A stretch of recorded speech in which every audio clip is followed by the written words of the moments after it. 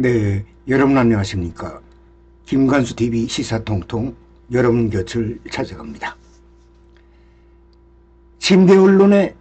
침대 변론에 윤 전 대통령이 졸기까지 조선일보 보수 전문지죠. 조선일보조차 볼송 사납다라고 hir난했습니다. 한겨레도 역시 사실상 깽판이라는 의견을 주고 있죠. 내란 우두머리 혐의 결심 공판이 13일로 밀려난 가운데 조선일보는 대체 무엇을 얻으려고 이러는지 알 수 없다는 기사를 내놓고 있습니다. 한국일보도 법정을 정치 선동의 장으로 악용하려 했다는 의심이 든다는 그런 언급을 하기도 했습니다. 김용현 전 국방부 장관 측 변호인단의 장시간 변론으로 지난 19일 종료 예정이었던 윤석열 전 대통령의 내란 재판 결심 공판이 13일로 밀리게 됐고요. 특검팀이 변호인단 발언 속도를 지적하자 빨리 하면 혀가 짧아서 말이 꼬인다고 맞서는 등 의도적인 재판 지연 전략이 드러나기도 했습니다. 조선일보는 볼송사나운 재판 행태라면서 대체 무엇을 얻으려고 이러는지 알 수 없다고 hir난하기도 했습니다. 서울형사지법 형사 25부 지규현 재판장 심리로 지난 9일 자정을 넘기면서도 내란죄 피고인들의 구형과 최후 진술 등의 절차를 끝내지 못했는데요. 김 전 장관 측은 증거조사에만 7시간을 넘게 쓰면서 재판을 노골적으로 방해했습니다. 윤 전 대통령은 이날 아침부터 대부분을 졸면서 보내기도 했다지요. 한겨레는 12일자 구면 변호인단 묵리 윤 내란 구형 13일로 밀려 이 제하의 기사에서 김 전 장관 변호인단은 공판이 끝난 뒤 유튜브 채널에 올린 영상에서 자신들을 자랑스러운 투사들로 칭하면서 흡족했다고 전하고 있습니다. 이희상 변호사는 저희들이 앞에서 끌어주고 할 일을 다 해서 시간을 확보했기 때문에 대통령 변호사들이 매우 감사한 상황이었다. 왜냐하면 플레이 13일로 늘려줬으니까, 그래서 13일을 얻었으니까 라고 말하기도 했다고 합니다. 네. 지규현 부장판사는 오늘은 시간 제약 없이 자유롭게 언급하라고 피고인 측 발언을 대부분 허용을 했고요.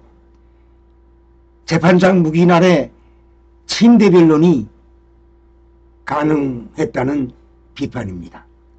동아일보는 12일자 사면 지규현 침대 변론 방치 신속재판 지휘권 제대로 행사 안해 제하 기사에서 법원 안팎에선 재판부의 권한을 제대로 행사하지 못했다는 지적이 나온다면서 대법원장 출신 변호사를 인용해 피고인의 부적절한 시간 끌기를 제약하는 것은 재판장의 책무다라고 언급하기도 했습니다.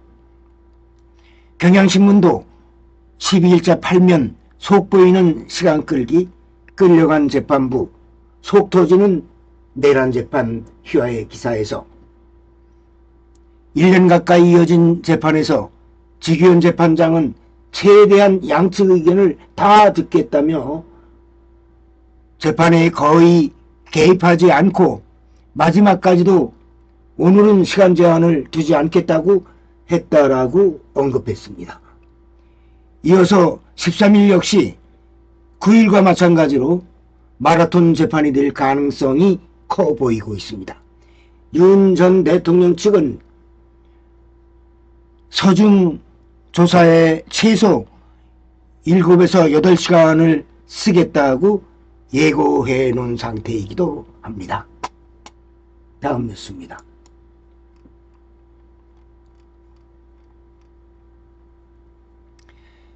민주당이 새 원내대표 한병도를 선출했죠. 1년의 혼란 신속하게 수습하겠다는 것이 당선 소감입니다. 우리 목표는 하나, 이재명 대통령의 성공이라고 주장하기도 했습니다. 11일 더불어민주당 원내대표 보궐선거에서 한병도 의원이 신임 원내대표로 선출됐는데요. 결선 투표까지 올랐던 백혜련 의원은 탈락했습니다. 아니, 한병도 의원이 당선되면 경쟁자인 상대방은 탈락하는 건 뭐 당연한 거 아니겠습니까? 전북 익산을 지역구로 한 의원은 원광대 신문방송학과 출신으로 1987년 6월 항쟁으로 투옥된 이력이 있고 원조 친노로 분류되며 2004년 열린우리당 후보로 출마해 당선되었고 문재인 정부에서 청와대 정무수석을 역임했고 이후 2020년과 2024년 국회의원에 당선됐습니다. 민주당은 이날 오후 의원총회에서 원내대표 선출 투표에 나섰는데 1차 투표, 의원 투표가 80%고 권리당원 투표가 20%가 반영되는 그 결과 과반 득표자가 나오지 않아서 결선 투표를 진행했는데 진성준 의원과 박정 의원이 1차 투표에서 탈락을 했고 이번 원내대표 보궐선거는 각종 의혹으로 김병기 의원이 대표직에서 사퇴하면서 이루어졌습니다. 새 원내대표 임기는 5월 중순까지 4개월 정도 되는 것으로 알려졌습니다. 한명도 신임 원내대표는 이번 원내대표에서 허락된 시간은 짧지만 주어진 책임은 그 무엇보다도 크고 무겁다면서 지금 이 순간부터 1년의 혼란을 신속하게 수습하고 내란 종식 검찰개혁, 사법개혁, 민생 개선에 시급히 나서겠다. 우리의 목표는 하나, 이재명 대통령의 성공이라고 말을 했고요. 이어 야당을 국정의 파트너로 인정하고 열린 자세로 대화와 타협에 나서겠다. 그러나 내란 후 민생을 발목 잡는 정쟁은 단호히 끊어내겠다고 입장을 밝히기도 했습니다. 북한이 무인기 침투 주장에 대한 정부 대응을 두고서 보수 언론은 저자세라는 점을 지적하고 나섰고 반면 진보 성향 언론에서 정부의 방침에 힘을 실어줬습니다. 한국의 1인당 GDP가 3년 만에 감소하며 내년에 22년 만에 역전당했다는 소식이 나온 가운데 언론에선 구조개혁 요구가 잇따르고 있습니다. 12일 주요 신문의 사설을 잠시 살펴보기로 하겠습니다.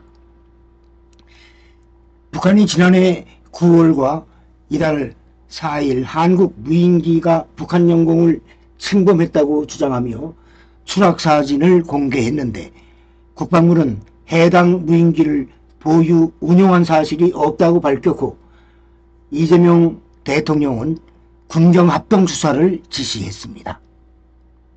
조선일보는 이 대통령 북 무인기 대통령실 앞 침투돼도 중대 범죄라고 했나? 라는 희화의 기사에서 정부 대응을 강하게 비판을 했는데요.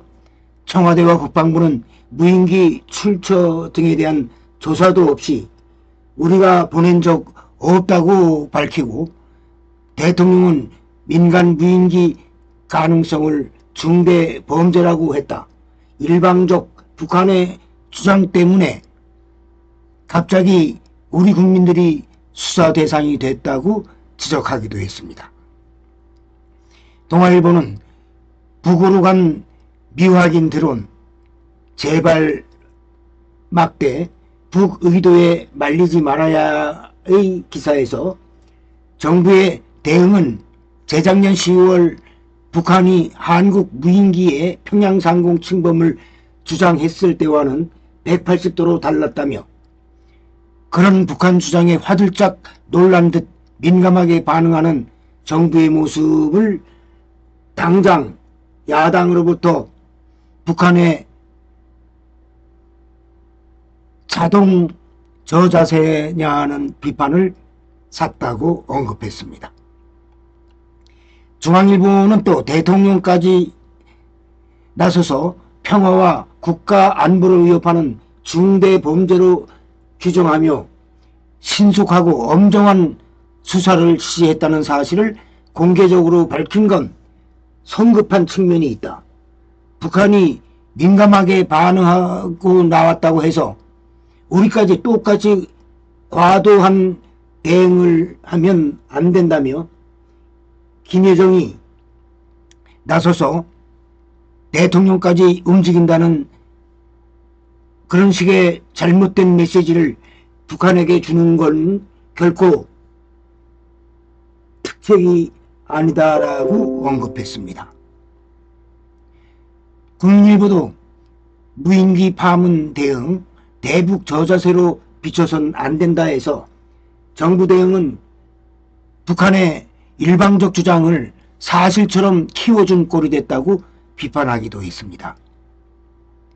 반면 한겨레와 경향신문은 정부의 방침을 긍정적으로 평가했고요.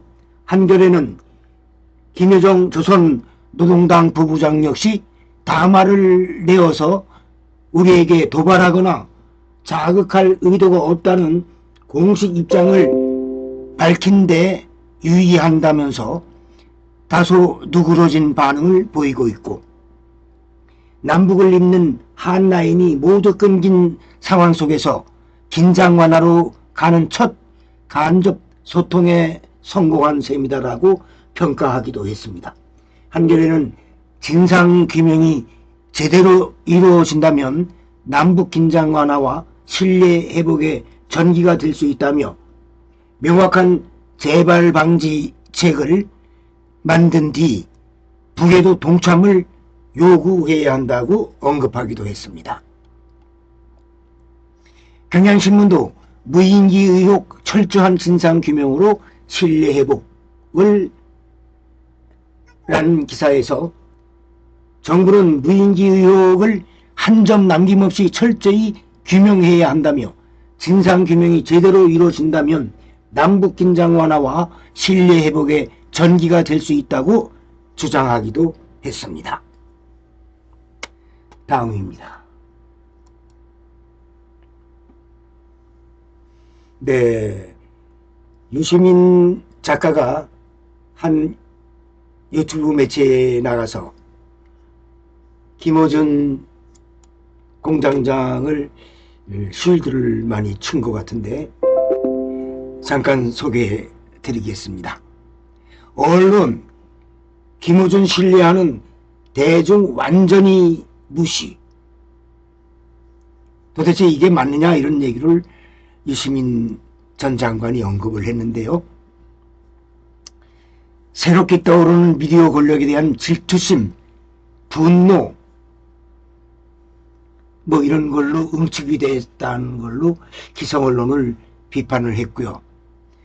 민주당 세계관과 독자들에게 보여줘. 그러니까 민주당 세계관을 독자들에게 보여주는 게 김어준의 뉴스공장이다 이런 얘기죠.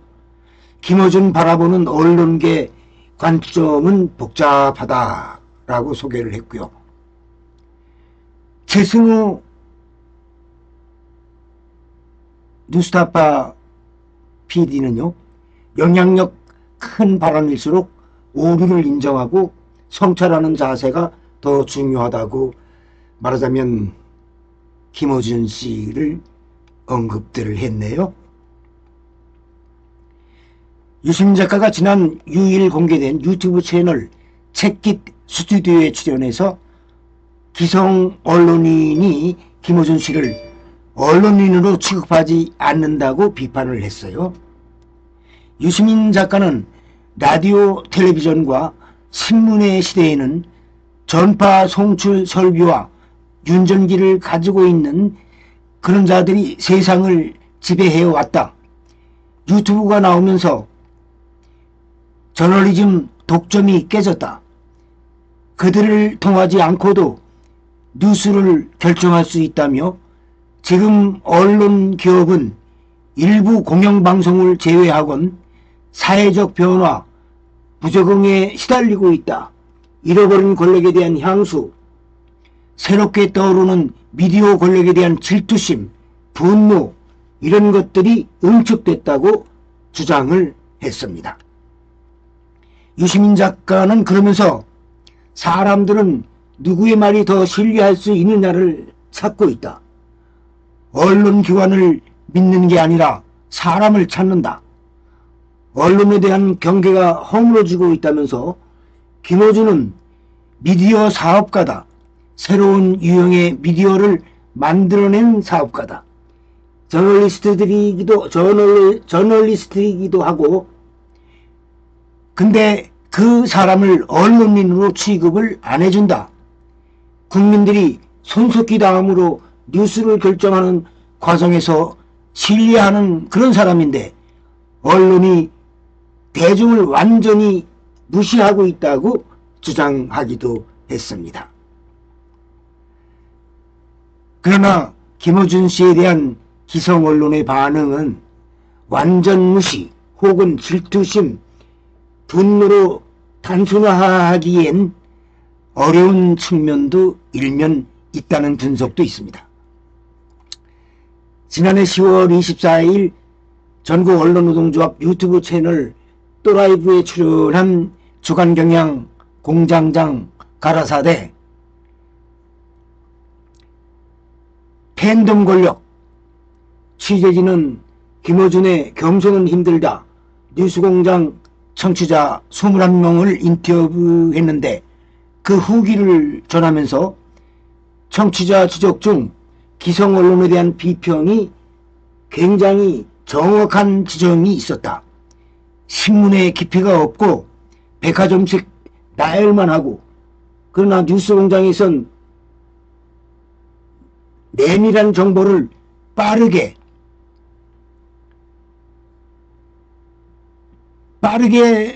접하지만은 신문은 그러나 그렇게 하지 않는다고 하는데 정말 할 말이 없었다라고 분석하기도 했습니다. 주간경향 취재진이요 뉴스공장을 가리켜 프레임을 잡는 것, 사안을 해석하는 것에 대한 민주당에 큰 영향력을 미치고 있다.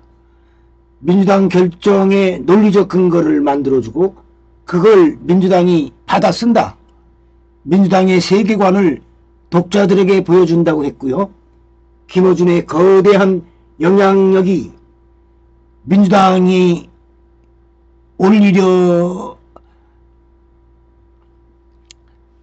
그러니까 김어준의 거대한 영향력이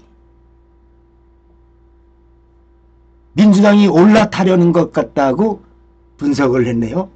그러니까 김어준이 뉴스 공급책이고 아이디어 공급책이다 이렇게 분석을 한 것 같은데요. 이어서 김어준 방송은 자기 편 잘못에는 관대하다. 오류가 드러나더라도 인정하지 않는 게 문제다. 저렇게 해야 살아남는 것이라는 생각은 들면서 그렇게 들면서도 저렇게 그러니까 제가 지금 혀가 꼬이는데요. 저렇게 해야 살아남는 것이라는 생각은 들면서 그러면서도 저렇게 가면 안 된다는 생각도 들었다. 이거 뭐 이중적 분석이죠. 그렇게 해야만 되는데 또 그렇게 하면 안 된다라는 생각도 들었다고 이렇게 덧붙였다는 거죠. 김어준 씨를 두고 진보 언론에 종사하는 25년 차 중견 기자는 미디어오늘에서 김어준은 민주당 플랫폼 사업자다. 민주당의 의제를 전달하고 선거가 있을 때는 여론조사를 돌리고 그 결과를 제공하고 민주당 후보들을 데뷔시키고 후원금도 모아주고 그렇게 김어준 플랫폼에 올라타면 당원들에게 얼굴을 알리는 것은 물론 후원금까지 채울 수 있고 공천도 가능하고 나아가서 재선, 3선, 당 대표까지 가능하다. 그러니까 정청래 대표가 김어준 공장장과 말하면 친하다는 걸 애들로 표현한 거죠. 당 대표까지도 가능하다. 그러나 외피는 언론의 모습을 하고 있다고 지적을 했는데 김 씨를 무시하고 질투하는 언론도 있겠으나 김 씨의 높은 영향력에 대한 우려와 비판도 있는 건 사실이지요. 그렇게들 분석을 했는데 이와 관련해 최승호 뉴스타파 PD는 최근 자신의 페이스북에서 김어준 씨는 황우석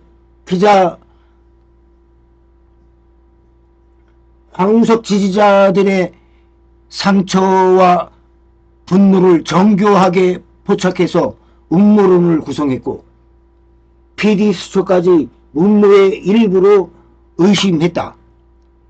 이후에도 천안함 좌초설, 세월호 고의 직물설, 부정선거론 등 비슷한 방식의 주장은 반복됐다며 영향력이 큰 발언일수록 오류를 인정하고 성찰하는 자세는 더 중요하다. 김어준이라는 인물이 한국 사회에서 차지하는 무게를 생각하면 이런 태도가 과연 건강한 공론장을 만들고 있는지 묻게 된다고 적기도 했습니다.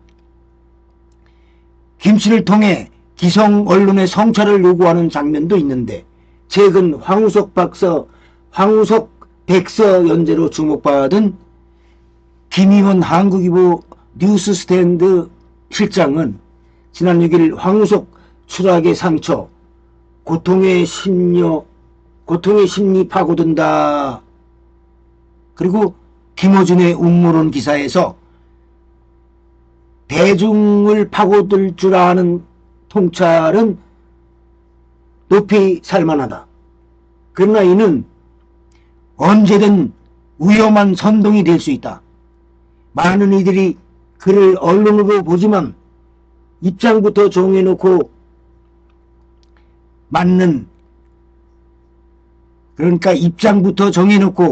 맞는 사실만 전하는 그런 게 언론일 수 없다. 정파적 언론도 마찬가지 아니냐고 한탄스럽게도 동의한다. 정파성이 강한 사실을 왜곡할 지경이면 언론이 아니다라고 쓰기도 했습니다. 이와 같이 김어준 씨를 바라보는 시각은 희비가 엇갈리는 것 같은데 논지의 발단은 유시민 작가가 먼저 끄집어냈었죠. 다음입니다. 네, 마두로 경호원들이 그 머리가 폭발할 듯한 걸 느꼈고요. 피를 토하고 미국의 최첨단 음파 무기가 사용된 것 아니냐라는 그런 의심을 가지고 있다고 하네요. 도대체 마두로 경호원들이 어떻게 처참하게 제압을 당했는지 아직도 의문스러운 구석이 여전히 많은데요. 미국의 베네수엘라를 공습해서 니콜라스 마두로 베네수엘라 대통령을 생포하는 과정에서 음파 무기 등 최첨단 무기를 사용해서 마두로 측 경호대를 무력화했다는 주장이 나오고 있는데, 일각에서는 극초단파 무기를 사용했을 가능성을 제기하고 있습니다.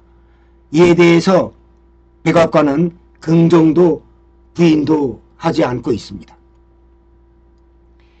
10일 현지 시간 미국 뉴욕 포스트에 따르면 최근 X에서 베네수엘라 경호원의 인터뷰라고 주장하는 글이 올라왔는데요.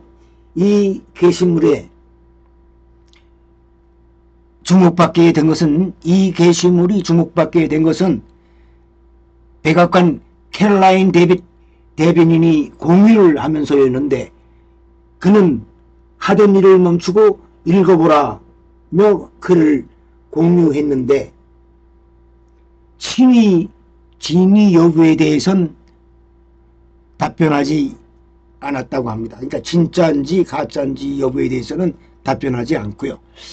게시물에 따르면 익명의 베네수엘라 측 경호원은 미군이 공습 당시 지금까지 보거나 들어본 적 없는 기술을 사용했다고 주장을 했는데, 그는 경계 근무 중이었는데 갑자기 모든 레이더 시스템이 멈췄고 하늘 위로 수많은 드론이 비행하기 시작했다며, 잠시 후 헬기 8대가 나타나더니 미군 병력 20여 명이 투입됐고, 미군은 총보다 강력한 무언가로 무장하고 있었다고 전달을 했습니다. 당시 전투 상황에 대해 경호원은 우리 측 병력은 수백 명에 달했는데도 우리 무기로는 전혀 대응할 수 없었다며, 그들이 무언가를 발사했는데 뭐라고 설명해야 될지 모르겠다. 그건 매우 강렬한 음파 같았다. 갑자기 머리 안쪽에선 폭발이 일어나는 듯한 기분이 들었다고 주장을 했고요. 그는 또 어떤 경호원들은 코에서 코피를 흘렸고 일부는 피를 토했다. 공격을 당한 뒤 움직이지 못하고 바닥에 쓰러졌고, 음파 무기인지 무언가 때문에 다시 일어설 수 없었다고 주장하기도 했습니다.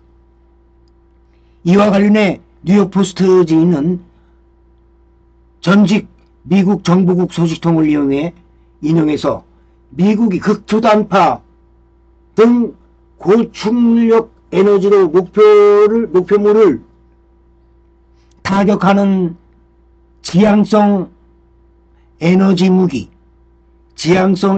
무기를 수년간 보유해 왔었다는 것을 언급했는데, 이를 실전에 사용한 건 처음일 수 있다면서, 이런 무기들은 출혈이나 운동능력 상실, 통증 및 화상 등의 증상을 유발할 수 있다고 전하기도 했습니다. 다만 게시글의 출처가 명확하지 않다는 점과 백악관이 목격담을 정확하게 확인하지 않는 정황을 살펴봤을 때 관련 내용이 사실이 아닐 가능성도 매우 큰 상황입니다. 관련 게시글의 댓글들을 보면 내용의 신빙성이 의심스럽다는 반응도 꽤 많이 나오고 있다고 합니다. 네, 국민의힘이 5년 반 만에 당명을 바꾼다고 하죠. 국민공무로 내달에 확정할 것 같습니다. 그러니까 국민의힘이 약 5년 반 만에 당명을 교체하기로 했는데, 6.3 지방선거를 앞두고 당 쇄신을 하기 위해서 취한 방안 중에 하나인데, 새로운 당명은 당원 의견 수렴 내용에 대한 국민 공모, 당원 개정 등 절차를 거쳐서 다음 달 중 최종 확정할 예정이라고 하는데, 국민의힘 정의용 사무총장은 12일 최고위원회의에서 당명 개정을 통한 당명 개정을 통한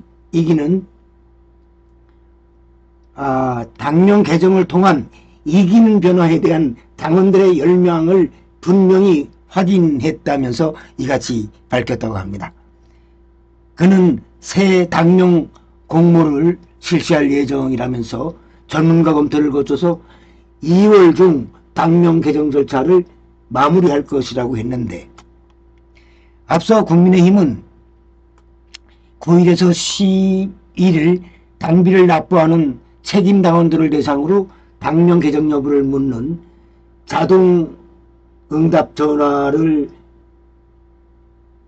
조사를 실시를 했는데, 그 결과 66.19%가 당명을 교체하는 것에 대해서 찬성을 했고, 응답률은 25.2%였다고 합니다. 이에 따라서 국민의힘이라는 당명은 역사 속으로 이제 사라지게 되는데요.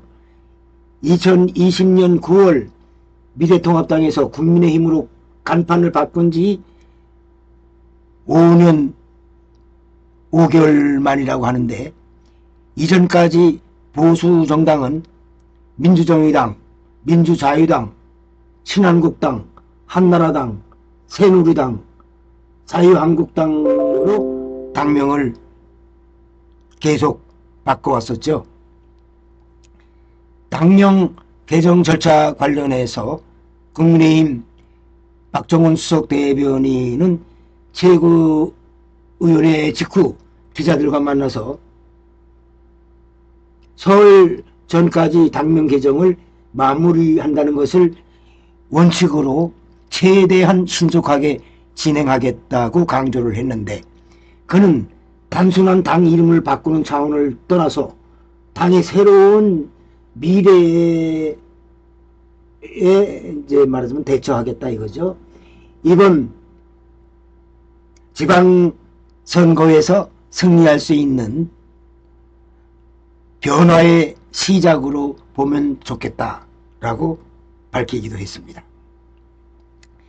그는 당원들이 제시하고 있는 당명 아이디어 관련해서는 공화나 자유 등 단어들이 들어간 당명이 많았다고 전하는데, 박 수석 대변인은 또 앞으로 미래를 위해서 나가야 한다는 관점에서 미래 등 다양한 단어들이 나왔다고 부연 설명하기도 했는데, 국민의힘을 상징하는 색상인 빨간색도 바꿀 수 있는지 묻는 질문에는 개인적으로는 이는 범위 내에서는 당원들은 당 색깔을 변경하는 것은 원하지 않는 분들이 조금 더 많은 듯하다며 종합적으로 검토해서 진행하려고 한다면서 결정된 바는 없다고 답변을 했다고 하는데, 안에 음식을 바꿔야지 간판만 바꾼다고 이게 먹힐까, 이런 생각을 하게 되네요. 다음입니다. 파국으로 끝났죠. 백혜령과 이문정의 만남. 윤석열 정부 시절 세관 마약 수사 외압 의혹을 제기했던 백혜령 경정이 서울 동부지검 합동수사단 파견을 마치고 이번 주 경찰에 복귀할 것으로 알려졌는데, 이재명 대통령 지시로 합동수사단이 꾸며진 지 3개월 만인데, 백혜령은 11일 조선일보 기자와의 통화에서 지난 9일 경찰청과 행정안전부에 합수단 수사팀을 유지해달라고 요청했다고 했지만, 경찰청은 백경정의 요청에 대해 따로 검토하고 있지 않다고 밝혔고요. 경찰이 백혜룡의 요구를 받아들이지 않으면 그는 원래 근무지였던 서울 강서경찰서 화곡지구대 대장으로 복귀할 것으로 보입니다. 백혜룡은 2022년 서울 영등포경찰서 형사과장 때 그때 수사한 마약 밀수 사건에서 말레이시아인 마약 운반책 3명이 인천공항 세관 공무원들이 밀수를 도왔다고 진술하자 수사를 확대했었는데 윤석열 정부의 외압으로 좌천당했다고 주장을 해왔죠. 당시 야당이던 민주당이 백혜룡의 의혹 제기에 가세하면서 지난해 10월 12일 이 대통령은 이문정 동부지검장에게 백혜룡을 합동 수사단에 합류시키라고 지시를 한 적이 있었습니다. 백혜룡과 이문정은 윤석열 정부 시절 검경의 내부 고발자로 꼽혀왔으며 특히 백혜룡은 지난해 7월 17일 이문정과 면담을 가진 뒤에는 서로 눈빛만 봐도 위로가 되는 부분들이 있다고 말할 정도로 신뢰를 표시한 적이 있었습니다. 그런데 두 사람의 협업은 시작부터 삐걱거렸죠. 백혜룡은 지난해 10월 15일 첫날부터 이문정 검사의 팀 구성 방식에 공개적으로 반발을 했고 이문정이 수사를 방해하고 있다는 주장까지 펼쳐오기도 했었죠. 합수단이 지난해 12월 9일 백혜룡이 제기한 의혹에 대해 사실 무근이라는 취지의 중간 수사 결과를 발표하자 백혜룡은 검찰이 필리폰 밀수 과정을 수사하지 않고 덮어버렸다고 반발을 했었죠.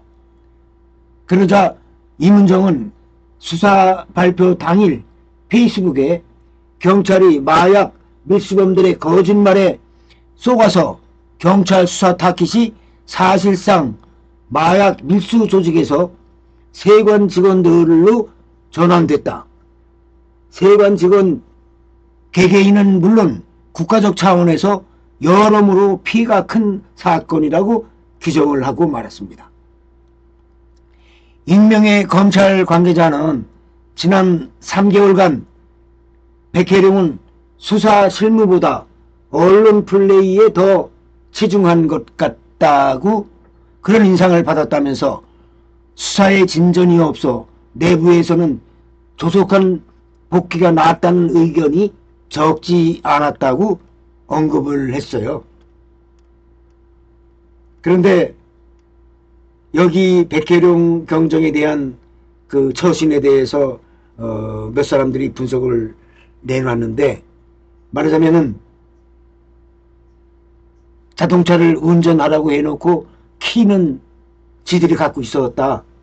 말하자면은 껍데기만 뭔가 봐주는 척하면서 실질적으로 일할 수 있는 여건을 만들어주지 않아서 백혜룡이 결국 수사의 진전을 보지 못했다.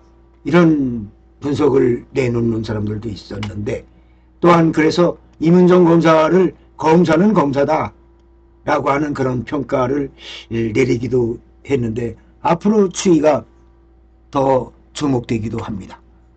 오늘 뉴스는 여기까지입니다. 여러분 구독과 좋아요 알림 설정은 김건수TV 뉴스 통통이 발전하면서 여러분 곁에 바짝 다가갈 수 있는 큰 힘이 될 수 있는 점 다시 한번 여러분들에게 협조를 구하면서 오늘 방송 여기서 마치기로 하겠습니다.